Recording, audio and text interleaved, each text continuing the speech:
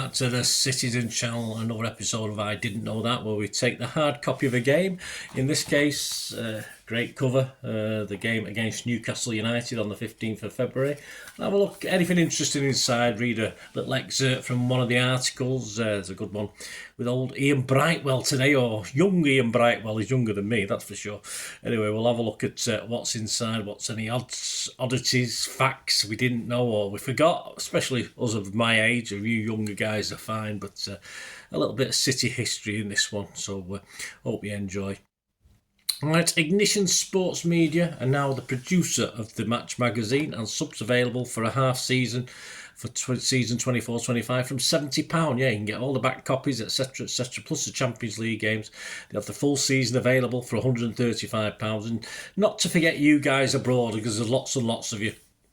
£195 for a full season. You can buy them individually if you just want one. If you just want this one, for instance, for that cover, you can buy them individually. So go on to the site and check. And yeah, if you're abroad, you get 2 deliveries. You get one around Christmas time, which is gone. So you get one now if you pay for it, and you will get one at the end of the season. So there you go. Check that out anyway. Any problems, guys, with Ignition Sports? Just let me know, and I'll be sorry with you. But no, they're fine. I've had no trouble myself, and of course the forerunners to this were Reach Sports, who were very, very good. So hopefully Ignition are doing the business as well. Let me know any problems, guys, as well. If you are having trouble with it, just let me know. I can always, as I say, I'm not personally using them, but let me know if there are problems. Yeah, Pep on the call with his 4 main January signings, and of course this pays homage to an image back in 2010 when old Roberto, we paid him secretly, didn't we? In a similar pose with new arrivals Kolarov, yes, Silva, yes, Yaya, yes, and Boateng, well, not so much. Of course, by the end of that season, we'd lifted the FA Cup, so they had to rip down that stupid banner at Old Trafford, didn't they? Those 4 players, Silva, David Silva made 436 appearances, Yaya made 316, Kolarov 247, and Boateng, well, just a 24. Yeah, he had a few problems, didn't he? I think he in a car crash and it affected his leg or something. I'm not too sure, but anyway, he went on to better things, didn't he? What else have we got inside this? About City, Nathan Aki. There's a little page like I do with some of my vlogs where I look back at a moment in time. So if I've gone back to the 90s, I look at the number 1 single, what's top at the cinema. And City doing a similar thing. They've obviously been watching what I've been doing. Nathan Aki was born in 1995. Batman Forever was number 1 at the box office. Casper was number 2. I quite like Casper. Top 10 record albums. Number 1, Robson and Jerome. I put that on my TikTok thing for this. And number 2, What's the Story? Morning Glory from Oasis. Oasis got beaten by Robson and Jerome. Who'd have thunk it, eh? Bruni beat Oliver McCall at Wembley. Is it Bruni? Bruno even. Bruno, that's the guy. Beat Oliver McCall. Well, we don't really talk about him now, do we? At Wembley to win the WBC World Heavyweight title. Cantona, the thug, missed 9 months of the season after his kung fu attack, of course, on that Palace supporter. And Ajax won the Champions League, the inauguration of the new Champions League format, I think. So well done. I don't think they've won it since, but well done. I think it's their 4th time, if I'm right. Could be. Robbie Williams leaves Take That, and all the girls were shattered, and some boys as well.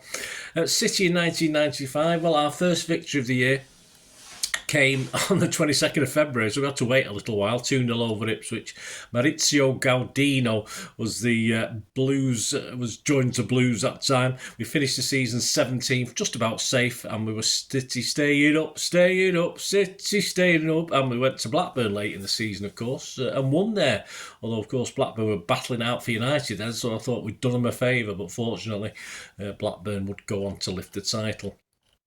Ian Brightwell is the interviewing here. I'll have a little excerpt in a second from the Man City podcast. He joined the Man City podcast to chat all things City. He spent a total of 20 years at the club. He was picked up by City aged 11, and of course he was a member of the 1986 FA Youth Cup winning team that the players went on to do so well. So let's go over to have a quick look at this before we carry on, as he reminisces about that Manchester derby, or the Manchester derbies in 1989. There was a couple that he was heavily involved in, of course.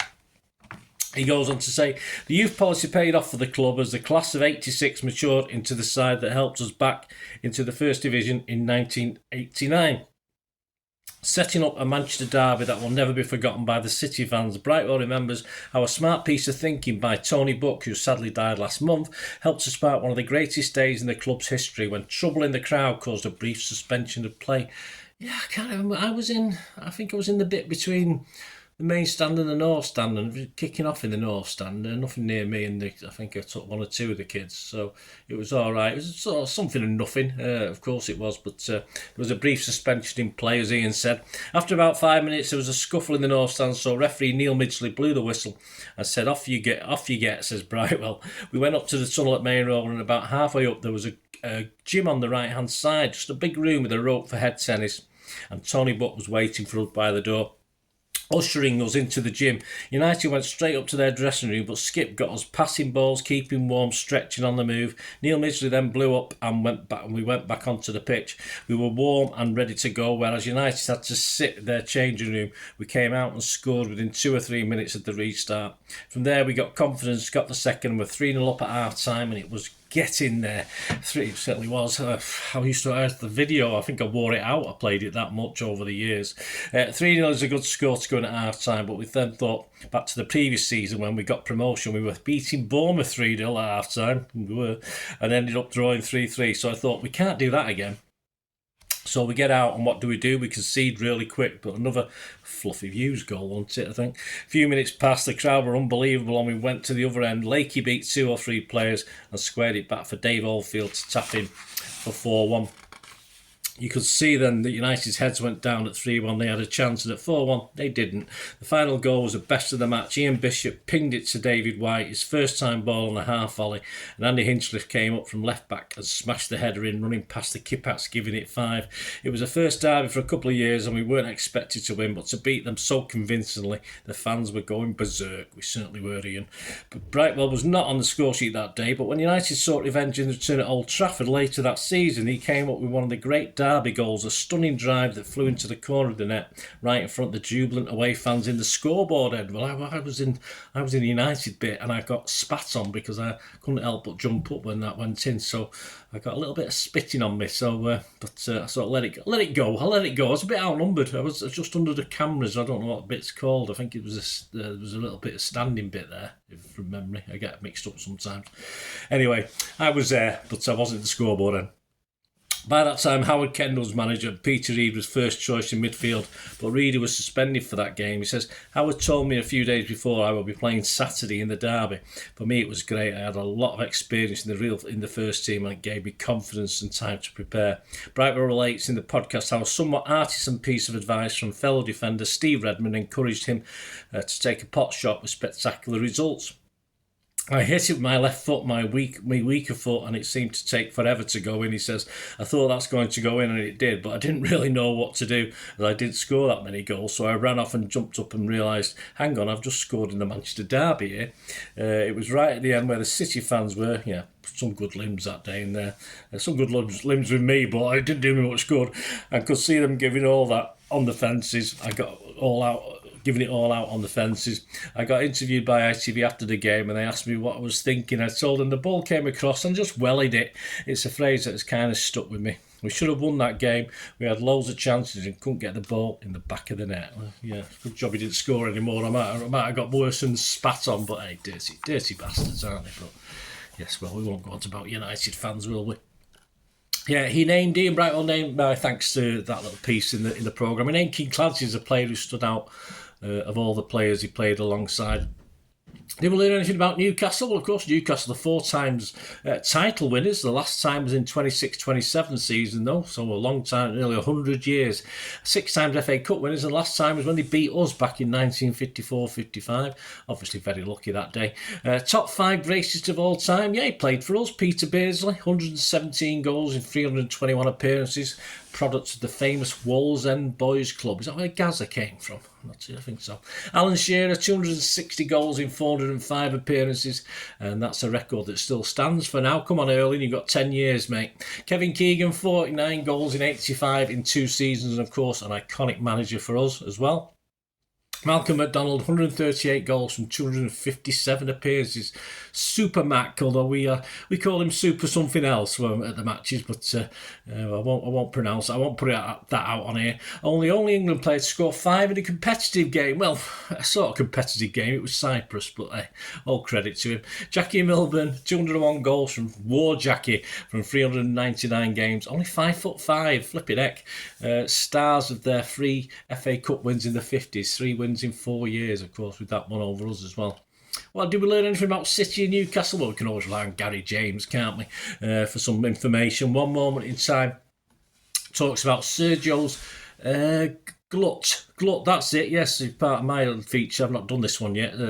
Aguero's hat-tricks, holes and gluts, I think you call it. Yeah, 5 goals for Newcastle against Newcastle back in October 2015. They wish he was for Newcastle, and it's an image, of course, of Sergio's 4th and Mbembe of Newcastle and David Silva look admiringly on.